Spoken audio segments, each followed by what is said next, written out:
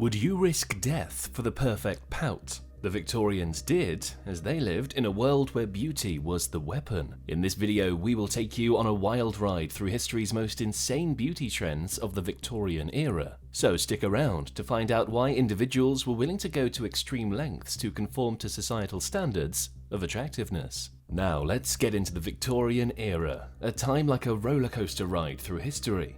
Queen Victoria ruled the roost in Britain from 1837 to 1901. It was an age of fancy dresses, top hats, and many rules. Victorians were all about manners. Everyone was handed a rulebook on how to sip tea properly and when to say please and thank you. But it wasn't all about etiquette. Some serious innovation was cooking up in the background. Steam engines were puffing away, factories were churning out goods, and people were hustling in cities. Yes, that's the Industrial Revolution at its peak, simultaneously making life easier and harder. The rich were living it up with their fancy parties, while the working class people were grinding it out in less glamorous conditions. And then there was the fashion. Ladies transformed into walking sculptures, their bodies imprisoned in corsets. It could rival a torture device. Men sported top hats and frock coats so stiff they could stand independently. It was a time when more fabric meant more status, and a good cravat could open more doors than a philosophy degree. These Victorians weren't just obsessed with looking good, they were obsessed with looking deadly. Now let's get into those strange beauty trends of the Victorian era one by one.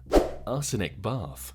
Women in Bohemia had a curious habit of bathing in and drinking from arsenic springs. It may sound rather peculiar, and indeed it was. They believed arsenic, commonly known as a rat poison, had miraculous effects on the skin. It's pretty astonishing, isn't it? They thought giving up this practice could even lead to dire consequences, believing it was crucial for their survival. But arsenic's popularity wasn't limited to just young women. Astonishingly, it was also considered a primitive form of Viagra for men, believed to enhance sexual potency. In small doses, it induced a sense of euphoria or delirium, leading to addiction, both chemically and psychologically.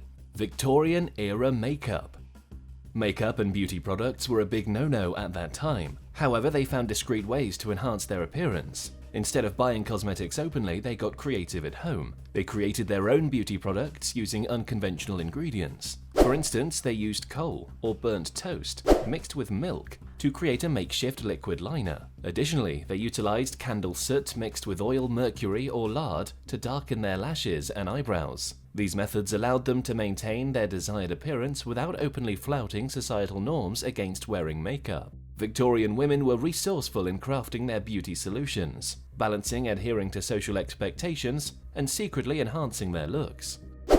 Unconventional methods and ideals. In the Victorian era, achieving flawless skin came with curious practices. Striving for that prized porcelain complexion, some dared to use lead, a risky choice that unfortunately resulted in dire consequences, even fatal outcomes. To rid themselves of freckles or skin marks, women resorted to rinsing their faces with lemon or carbonic acid and sunbathing, hoping to burn away the blemishes. But the pursuit of beauty wasn't just about skin, it extended to the body too. Surprisingly, being excessively slim wasn't in vogue. Women were expected to strike a balance. Looking plump, yet not overly so, was the ideal. Those struggling to meet this standard were considered weak, so they took drastic measures to look healthy. Some turned to consuming arsenic, cocaine, and even tapeworms, a dangerous gamble to achieve the desired physique. Poisonous fragrances.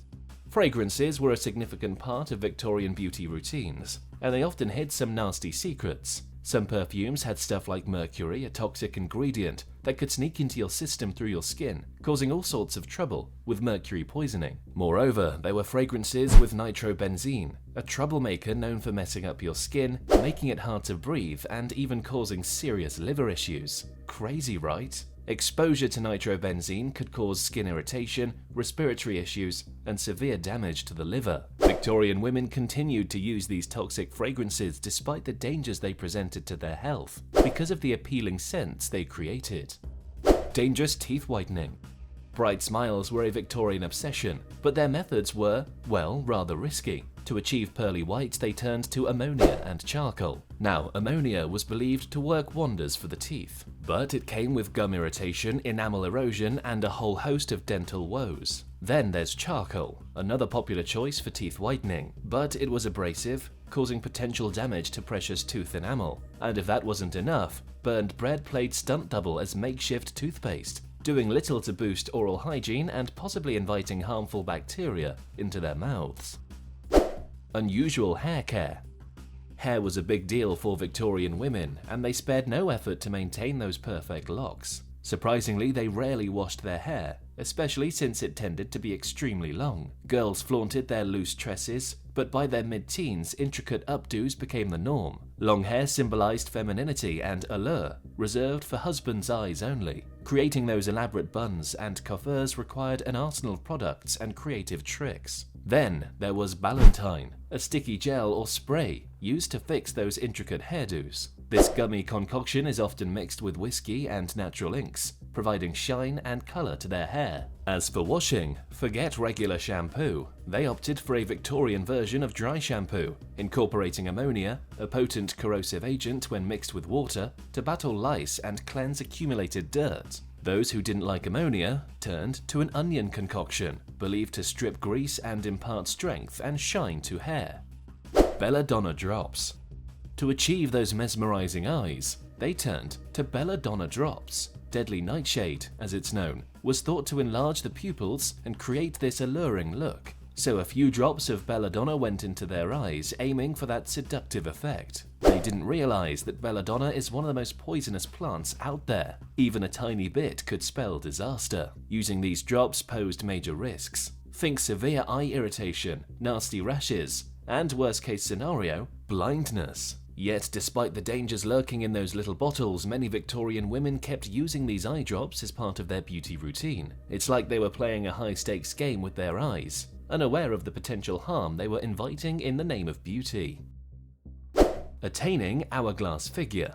Let's discuss the craze for that hourglass figure during the Victorian era, the one achieved through those corsets. These garments were a fashion staple back then, cinching the waist and boosting the bust, creating that much-desired slender waistline and curvy shape. While those corsets helped in the looks department, they caused serious issues. They squished organs, messed with breathing, and even led to fainting spells. Many women endured fainting spells and encountered challenges in performing routine activities. Despite all this, many women persisted with corset wearing because, well, it was considered the epitome of beauty and femininity. The pressures of societal standards had them enduring physical discomfort for the sake of an ideal silhouette.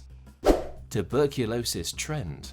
Back then, having pale skin wasn't just a fad. It was like the ultimate beauty badge, but here's where it gets seriously weird. There was this thing called the tuberculosis beauty trend. Now, tuberculosis was a deadly lung disease, but Victorian society actually romanticized it. Can you believe it? They saw it as this weird symbol of beauty. Imagine admiring a tuberculosis patient's pale, translucent skin, rosy cheeks, and red lips. It was like they thought having the disease made you somehow more attractive. But some women were so eager to rock that consumptive look that they went to extreme lengths to get it. They intentionally tried to catch tuberculosis. They did risky stuff like hanging out with TB patients or visiting TB sanatoriums, all for that beautiful look. What they didn't realize was that tuberculosis was a super contagious and life-threatening disease. What lengths did people go to back then in the name of beauty? It's mind-boggling, but a stark reminder of how wild beauty standards could get in the past.